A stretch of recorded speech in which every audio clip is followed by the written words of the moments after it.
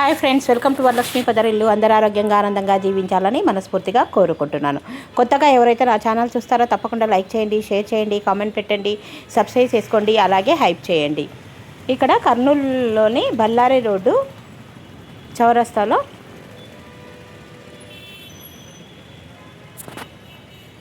శ్రీ వీరాంజనేయ స్వామి ఆలయం ఉంది. ఇది భక్తులు తరచుగా సందర్శించే ముఖ్యమైన ఆధ్యాత్మిక ప్రదేశం. ఇది కర్నూలు నగరానికి పశ్చిమ దిశలో బళ్ళారి మార్గంలో ఉంటుంది. చూడండి, ఈ గుడికి ప్రతి అమావాస్యకైతే అంగరంగ వైభవంగా అద్భుతంగా చాలా బాగా చేస్తారండి పూజలు. ఇక్కడ స్వామివారు చిన్నగా ఉండే విగ్రహం రోజు రోజుకు పెరుగుతూ ఉంటుంది. ఈ విగ్రహంలో చాలా మహిమ ఉంటుంది. ఇక్కడ మనం ఏదైనా కోరికలు కోరుకొని అమావాస్య రోజు కొబ్బరికాయ కొట్టుకుంటే మనకి కోరిన కోరికలు తీరుతాయని ఒక ప్రగాఢ నమ్మకం. ఈ ఆలయానికైతే ఈరోజు అమావాస్య కదా, నేనైతే ఇక్కడికి వచ్చాను. ఇంకా మనము గుడిలో స్వామివారిని ఒకసారి దర్శించుకుందాం రండి. ఇంకా ఇక్కడ గుడి లోపలికైతే నేను కూడా స్వామివారిని దర్శించుకున్నానండి. మీలో ఎంతమందికి అమావాస్య రోజే ఆంజనేయ స్వామిని ఎందుకు పూజిస్తారు అనేది ఎంతమందికి తెలుసో నాకు కామెంట్ బాక్స్లో తప్పకుండా కామెంట్ చేయండి. అమావాస్య రోజున ఆంజనేయ స్వామిని పూజించడం వల్ల సకల సంపదలు, ధైర్యము మరియు అష్టైశ్వర్యాలు సిద్ధిస్తాయని హిందూ సాంప్రదాయాలలో నమ్మకం. దీనికి గల ముఖ్య కారణాలు కొన్ని ఉన్నాయి. ఆంజనేయుడు శివుని అంశతో జన్మించిన రుద్రాంశ సంభూతుడు. అమావాస్య పరమేశ్వరునికి ప్రీతికరమైన రోజు కావడం వల్ల శివుని అంశ అయిన హనుమంతుణ్ణి పూజించడం అత్యంత విశేషంగా భావిస్తారు.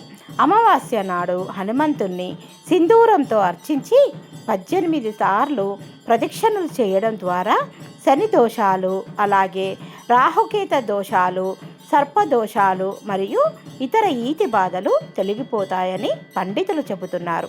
అలాగే అమావాస్య చీకటితో కూడుకున్నది కనుక ఈ సమయంలో భయం, ప్రతికూల శక్తులు ఎక్కువగా ఉంటాయని నమ్ముతారు.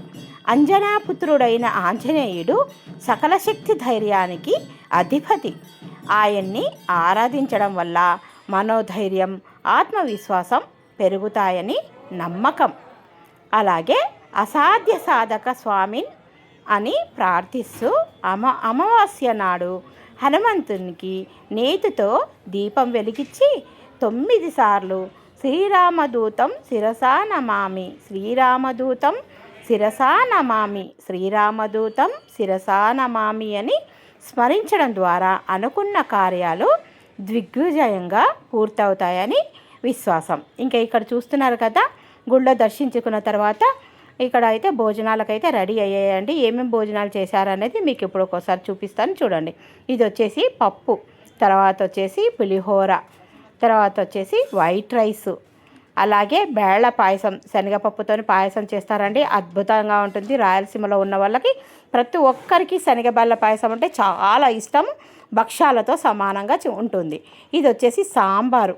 ఇంక ఇక్కడ పెద్ద బాణీలో వైట్ రైస్ ఉంది, అలాగే మజ్జిగ, తర్వాత వడలు. చూడండి, ఇంత సూపర్గా మన ఇంట్లో పెళ్ళి భోజనం లాగా ప్రతి అమావాస్యకు ఇక్కడైతే భోజనాలు అయితే పెడతారు. మీలో ఎంతమందికి తెలుసో నా కామెంట్ బాక్స్లో తప్పకుండా తెలియజేయండి. అలాగే ఈరోజు అమావాస్య కదా, అమావాస్య సందర్భంగా అయితే నేనైతే ఈరోజు ఇక్కడ వీరాంజనేయ స్వామి బళ్ళారి చౌరస్తాలోనే ఉన్న వీరాంజనేయ స్వామి గుడికి అయితే వెళ్ళాను.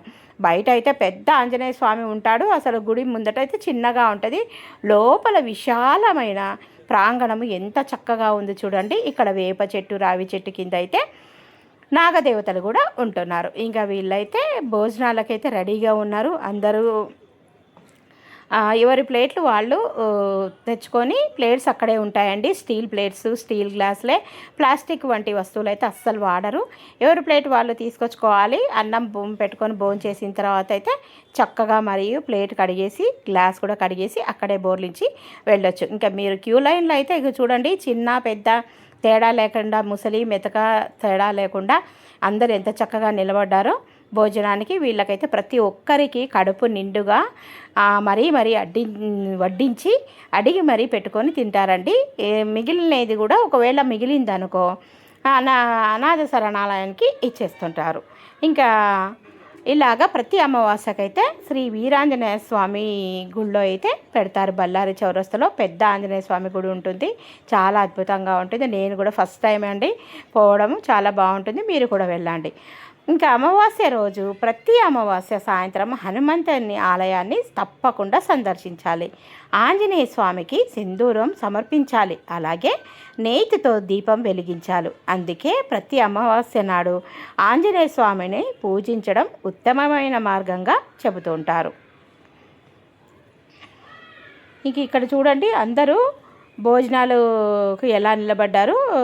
లైన్లో ఒక పక్క అంతా జెంట్స్, ఒక పక్క అంతా లేడీస్ నిలబడ్డారు. ఒక 4-5 భోజనం ఆడవాళ్ళకు పెట్టిన తర్వాత మళ్ళీ ఒక 4-5 మగవాళ్ళకు, అలాగా లైన్ వైజ్గా ఒక 5 మందికి, ఒక 7 మందికి ఆడవాళ్ళకు, ఒక 7 మందికి మగవాళ్ళకు సరిసమానంగా అయితే పెడతా ఉంటారు. ఇంక ఇక్కడైతే నేను మా కుటుంబ సభ్యులతోనైతే వచ్చానండి టెంపుల్కి. మా అమ్మ, నేను, మా శ్రీవారు కలిసి వచ్చాము. ఈరోజు ఇక్కడైతే మేము భోజనం చేసుకొని అలాగే సేవ చేయడానికి వచ్చాము. వడ్డించిన తర్వాత వెళ్ళిపోతాము. ఇంకా మీరైతే చూస్తున్నారు కదా, ఇక్కడ అందరు చక్కగా విశాలమైన ప్రాంగణంలో చక్కగా భోజనం చేస్తున్నారు. అందరూ మిట్ట మధ్యాహ్నం కావడంతో కొద్దిగా చూడండి, అందరూ వరుసగా నిలబడి భోజనం ఎలా వడ్డించుకుంటున్నారో మీరు చూస్తున్నారు కదా. ఎండగా ఉన్నందువల్ల చూడండి, అందరూ చక్కగా కూర్చొని భోజనం చేస్తూ ఉన్నారు.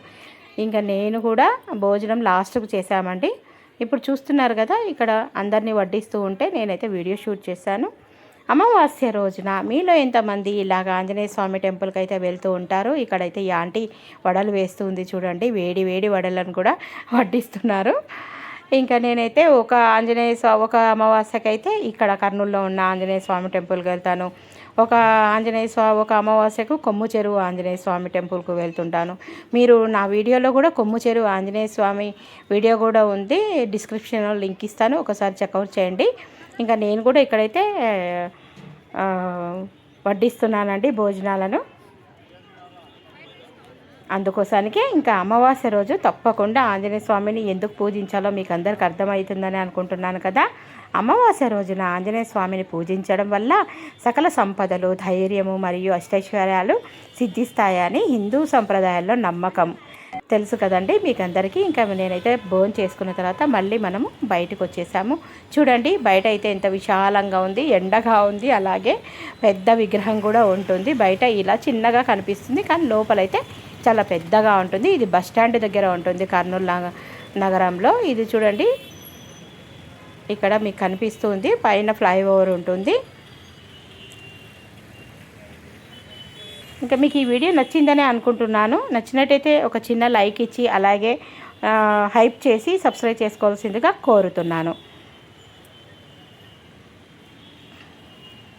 కనుక అందరూ ప్రతి మాసంలో వచ్చే అమావాస్య రోజున హనుమంతుణ్ణి తప్పకుండా ప్రార్థించండి. సకల సంపదలు చేకూరుతాయని పండితులు చెప్తున్నారు. కనుక మనము రుద్రాంశ సంబుధుడైన ఆంజనేయ స్వామిని పూజిస్తే మనకు అన్ని అష్టైశ్వర్యాలు లభిస్తాయి. Thank you for watching. Please subscribe.